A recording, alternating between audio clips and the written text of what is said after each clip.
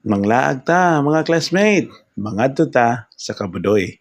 Last na, kay init kay ang panahon na may kay mag-relax, mag-swimming, and of course, mag-enjoy sa imong pamilya, sa imong anak. Pwede po mga classmate, magsabot mo sa imong barkada, imong mga classmate, imong ka-batchmate, kaila, silingan, basta o ganahan mo og makalingaw nga lugar, hayahay, limpyo ang ilahang pool area, na ay lami nga mga pagkaon, na ay mga cottages nga kaabangan, na ay rooms nga pwedeng katsikinan.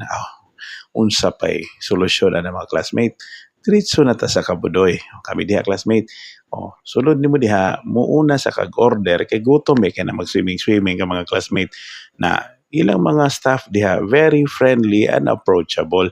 Na sila mga drinks, lami kanilang pizza diha mga classmate, last binatay lang sisig pizza, magina akong pag-anhaon diha sa Kabudoy oy.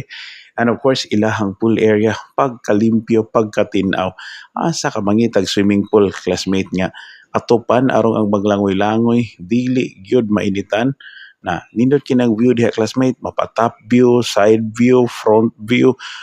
Pinaka nindot gid diha classmate kana makaingon jud kasi imong kuyog og I love you na enjoy kay akong anak, enjoy kay akong asawa classmate.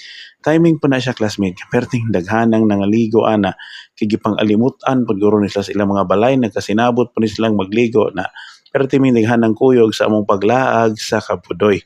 Enjoy kay akong anak, enjoy kay me, kay mga classmate, ayaw kalimot ha.